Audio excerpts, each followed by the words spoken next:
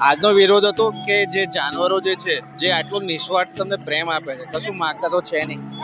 નાનું કંઈક દૂધ છે કે બિસ્કિટ છે કે એક નાની મોટી વસ્તુ તમારાથી આશા રાખતા હોય. તમે દુનિયામાં લોકો માટે મરી બી જશો, તમે જાયદાદ આપી દેશો, ગાડી આપી દેશો, પૈસા આપી દેશો, તો વફાદાર નથી. આ જે વફાદાર જે છે જે બોલી નથી શકતા, આજે તમે માણસો સાથે તમે કંઈ ખોટું કરો તો કોર્ટમાં ઘણા બધા વકીલો આવી જાય છે, ઘણા બધા સંસ્થાઓ આવી જાય છે કે ભાઈ આ તમે ખોટું કરી રહ્યા છો. આ લાખો જાનવરો જે છે બોલી નહીં શકતા, કોર્ટમાં નહીં આવી શકતા, નથી એનો વકીલ રોકી શકતા કે એ લોકોએ કંઈક ખોટું કર્યું છે નહીં, અને એ લોકોનો દેશ છે, એ લોકોનો, અને એ બી જીવ જ છે. જે રીતે માણસો છે એને કંઈક અત્યાચાર થાય છે તો એને માટે તમે કોર્ટમાં લડો છો, અને તમે કોર્ટમાં કેસ દાખલ કરો તો સુપ્રીમ કોર્ટ સુધી જાઓ છો. આ એટલો મોટો કેસ નતો કે નાની કોર્ટમાં પત્યો હતો, સુપ્રીમ કોર્ટ સુધી જવાની જરૂર હતી.